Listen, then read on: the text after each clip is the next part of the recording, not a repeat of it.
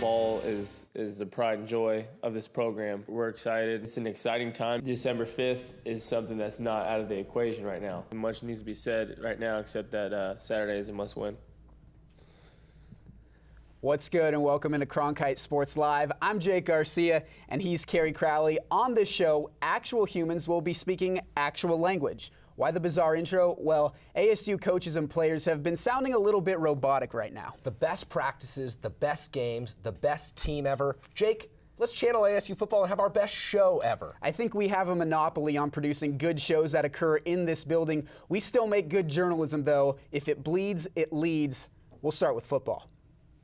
The Sun Devils travel to the Rose Bowl this Saturday to take on 7th-ranked UCLA. A lot has changed since a week ago when we last spoke about this team.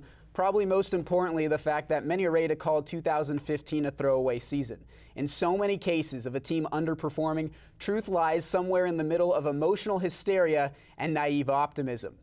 What we do know is truth, though, is that small issues that surfaced against Cal Poly and New Mexico were magnified 100-fold against the Dynamo USC team.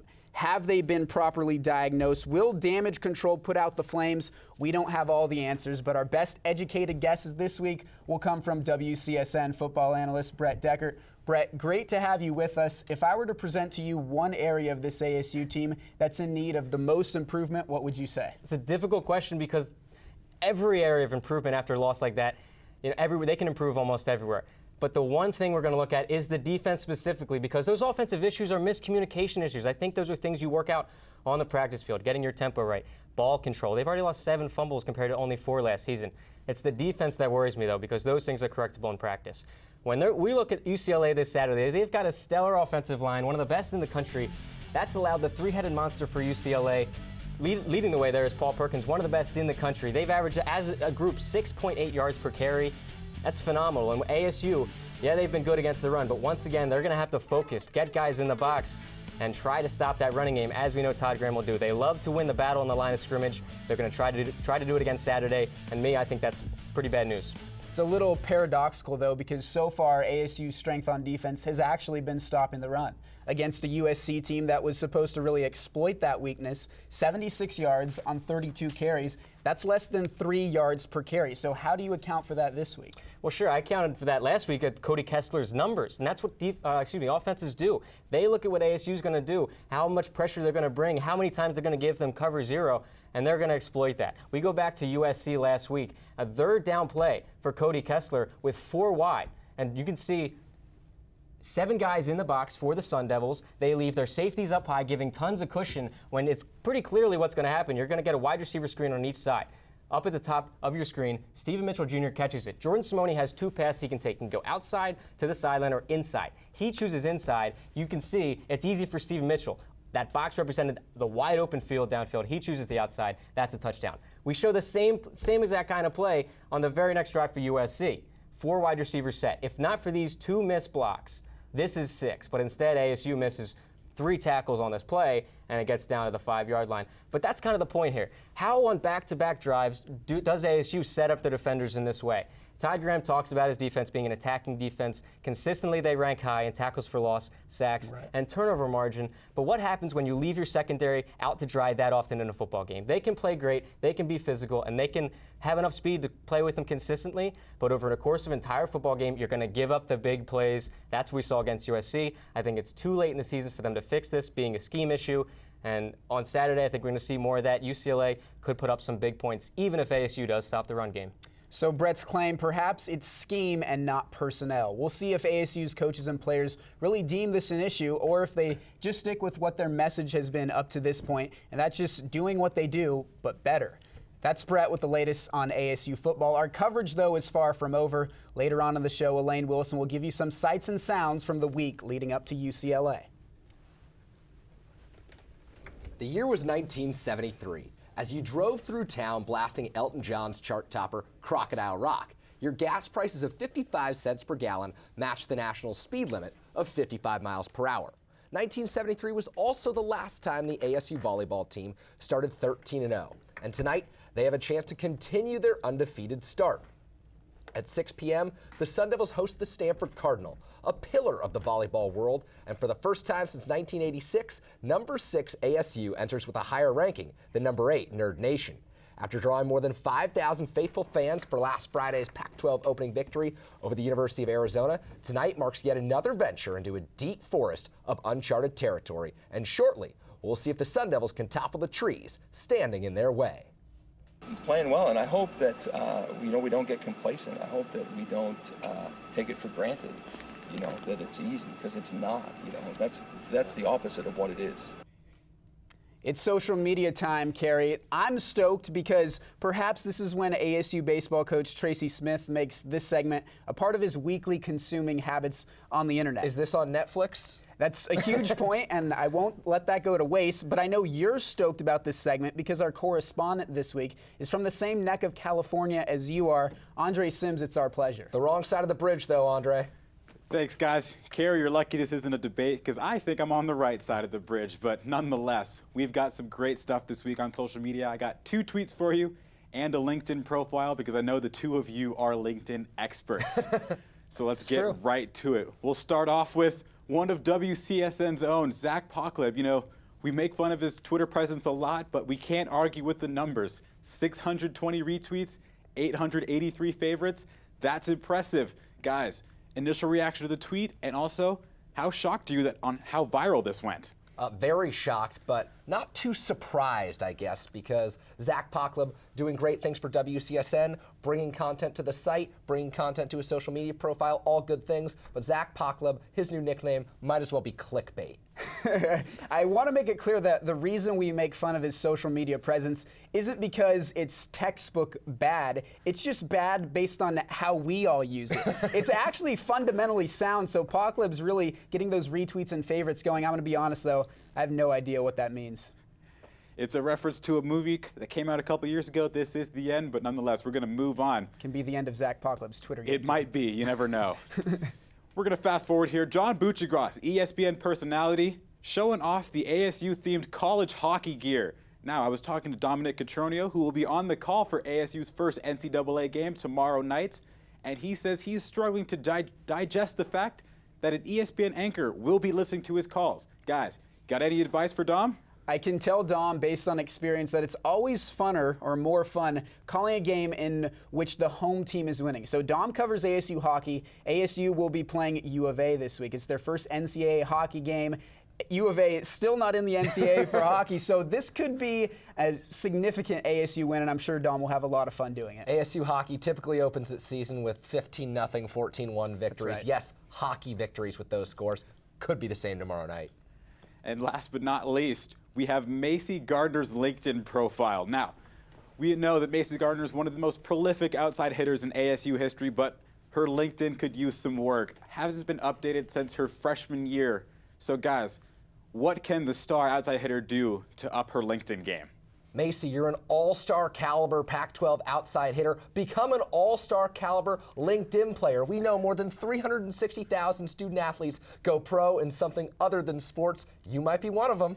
Macy, you came to the right place for LinkedIn advice, and just today I received an email about a legal notice that LinkedIn's currently engaged in. You know the Add Connections button? Well, if you do that and someone ignores you, LinkedIn is then going to follow up and put 2 emails in your inbox. Apparently, that's an invasion of personal privacy, so if you've used LinkedIn between September 17th and October 31st, Which we all have, but I don't know if Macy Absolutely. has, she could be entitled to some financial compensation.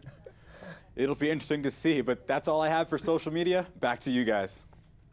Thanks for joining us, Andre. Transitioning now into ASU soccer, it's certainly been a roller coaster first 8 games for this bunch. The team started the season 4-0 for the first time since 2000, had a goal differential of +16, and then did a complete 180 and are now 0-4 in their last 4 games. Perhaps more alarmingly, leading scorer and Sun Devil great Callie Farquharson has been sidelined for the past 3.5 games. And not coincidentally, the team has been shut out twice during that span. So, Coach Boyd, is it time to hit the panic button? We know when we play well that we can beat anybody out there. We're just coming off a tough stretch right now, so we need to shed the past a little bit and focus on who we are and just put our best game out there. An opportunity to get out of the 4-game losing funk presents itself tonight, but 5th-ranked Stanford by no means is a cakewalk. You can catch that game at 7 in Tempe or by going online to the Pac-12 digital stream, where our own Mauricio Casillas will have the call. Saturday marks the first time ever an Arizona State men's hockey team will take to the ice at the NCAA Division I level. Less than 1 year ago, Sun Devil Athletic Director Ray Anderson announced the bold, remarkable plans for ASU to field a D1 squad. Though this year will serve as a transition season from the ACHA level to the grand stage, ASU is eager to prove itself and will open up against longtime ACHA rival Arizona. Though the Sun Devils are now a cut above the Wildcats and will certainly use that as bragging rights, Coach Greg Powers said tomorrow night's game means everything to his team and his program. For Powers, it doesn't matter if they're playing an NHL team or, I quote, the Little Sisters of the Poor. As long as there's a Block A on their opponent's chest, ASU is out to dominate.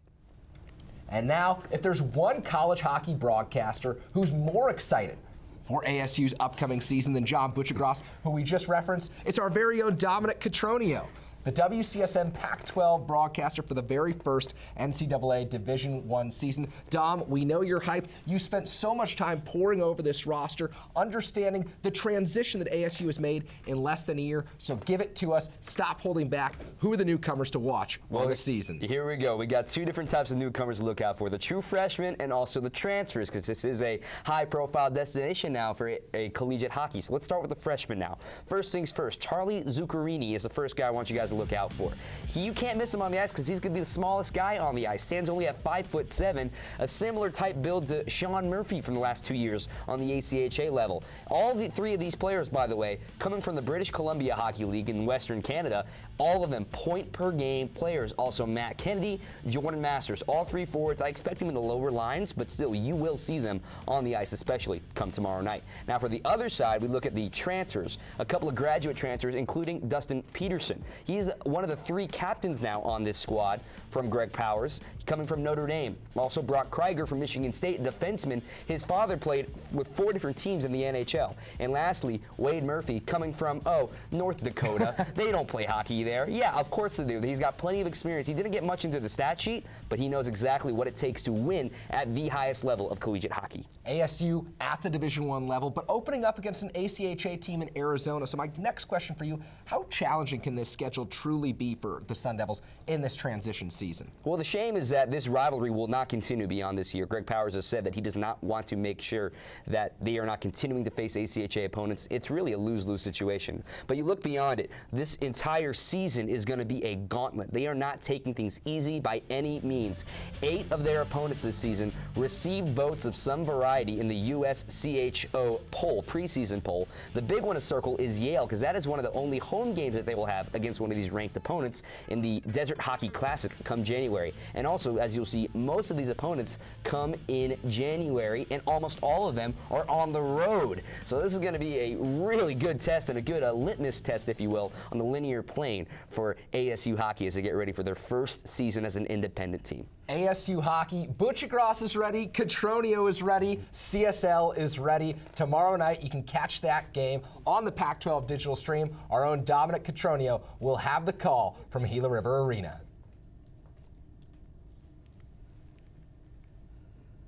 This may be breaking news to some, but ASU basketball held its media day on Thursday. The event was largely held to promote the newness of the team.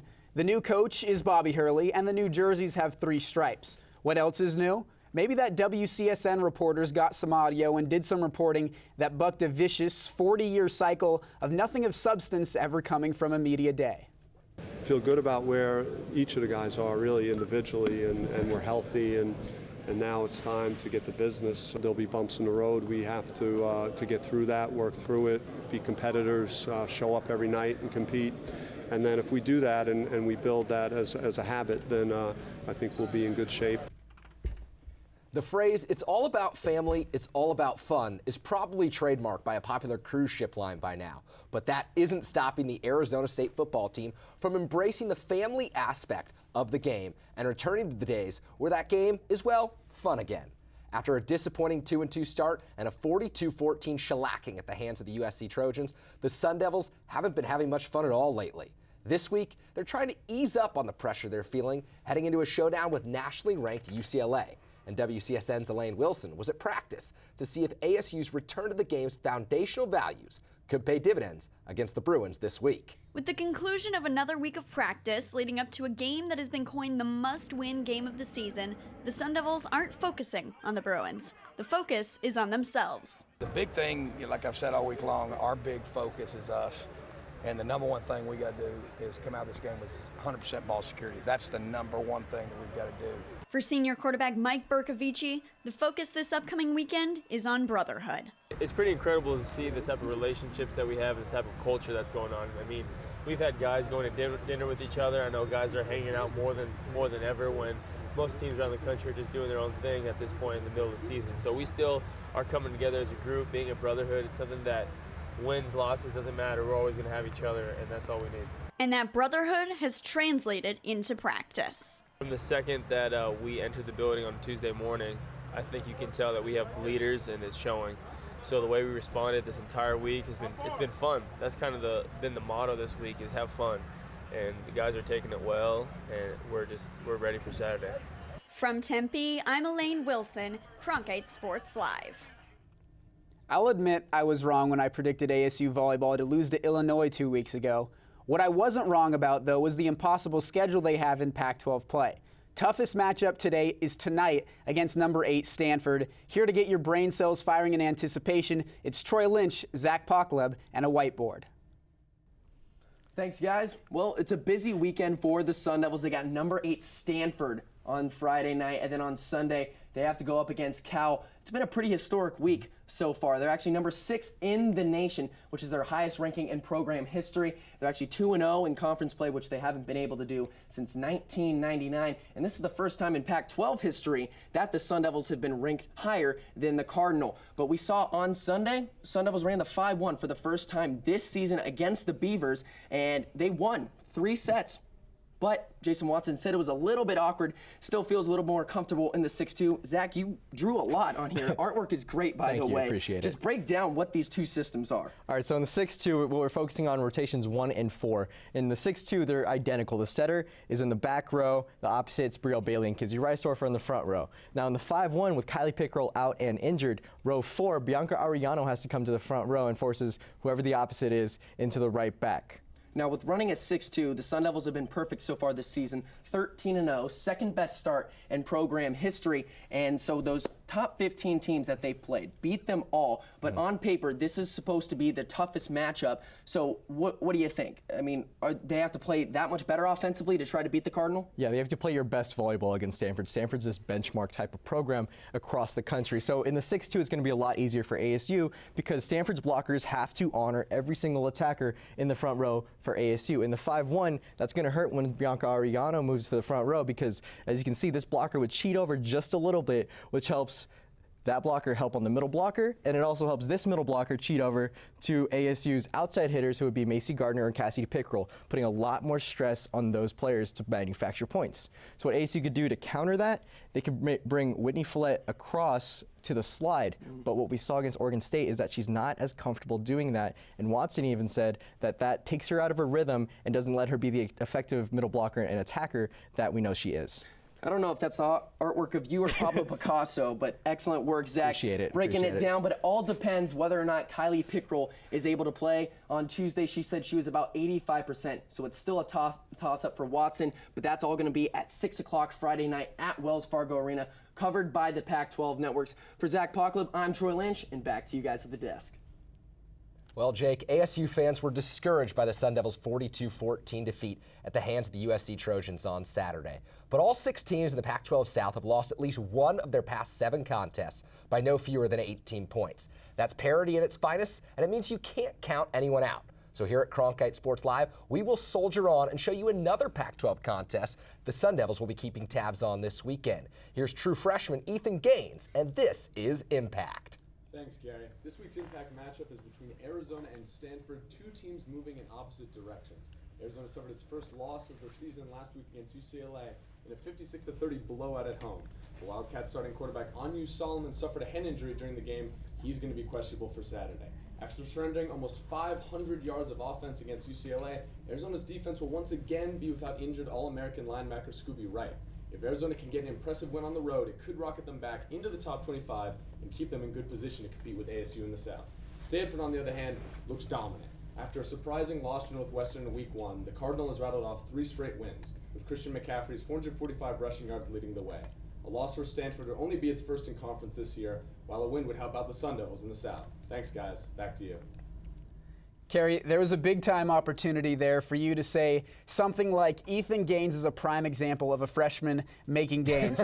A little bit disappointed you didn't exploit that with enthusiasm unknown to mankind, but here, I'll give you a shot at redemption. Time for the way it is. Going to start firing away questions at you. I'll start first. Mentioned this already quite a few times in this show. Todd Graham has called this season's team his best ever. Is it really? Do you agree? Who cares if it's the best team ever? Todd Graham has said for ASU to accomplish what it has with 10-win seasons, they've had to ratchet up those expectations, so it doesn't matter what people see on the outside. My question for you, Jake, still on the football field, what's more likely to happen when the Sun Devils go to UCLA? ASU commits 1 or more turnovers, or UCLA surrenders more than 150 yards rushing? Just like a high or low BABIP in baseball, turnovers in football are very fluky, so I'm going 150 rushing yards on the ground. They're really going to dumb down the playbook this week. It's going to be the DeMario Richard train. He's going to take them to the promised land. Not sure if it's going to result in a win, but it will result in more than 150 rushing yards. Now to ASU volleyball. Team off to a historic start this season, still undefeated. Is this the new normal for this program? We won't know until after this year. Macy Gardner, the most prolific player in program history, is a senior, so if ASU can sustain this in the future, yes, this will be the new barometer, but time will tell. Jake, from the volleyball court to the soccer pitch, ASU's lost 4 in a row. Callie Farquharson, leading scorer, she's been out 3 games in a row.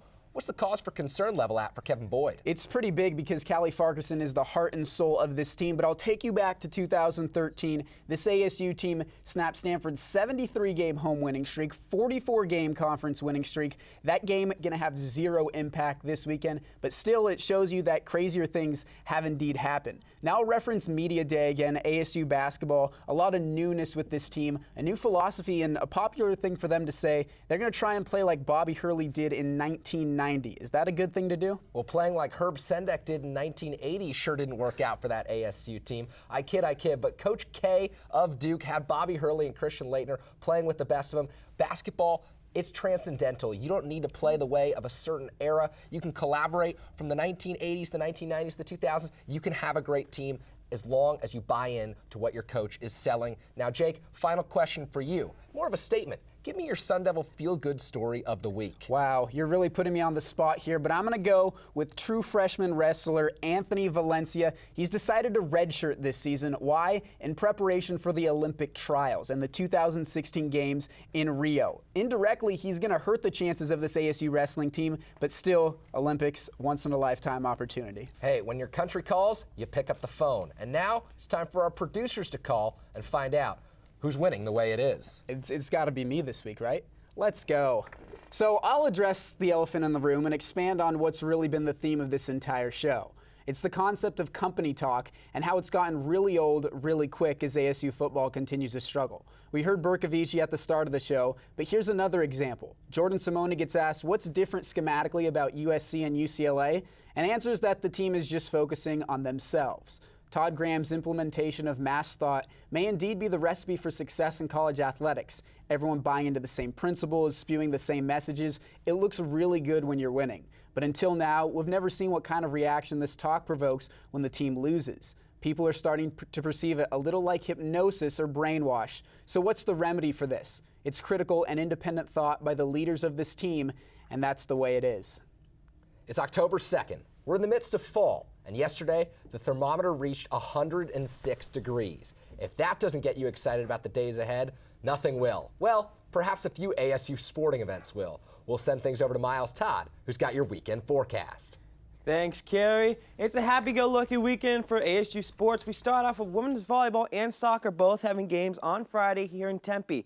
Volleyball starting at 6 and soccer starting at 7. They're both taking on Stanford. Then the football team will travel to Pasadena to take on the undefeated number 7 UCLA Bruins at 4:30. While hockey will have their game a little bit later, their first game of the season at 7 p.m. in the Gila River Arena in Glendale. Finally, on Sunday, women's volleyball and soccer both have games again in Tempe, taking on Cal Soccer. This time, soccer's at 1 and volleyball's at 1:30. That's all for Weekend Forecast. Back to you guys. Thanks, Miles. That's all for weekend forecasts, and, well, that's all for this show. Carrie, one final parting thought. Was it indeed our best show ever? Was ASU ever the best team Todd Graham has had at any point this season? I don't think so. So, yes, it was our best show ever. We thank you so much for watching. For everyone here at our downtown Phoenix campus studios, he's Carrie Crowley. I'm Jake Garcia. Now enjoy this beauty shot.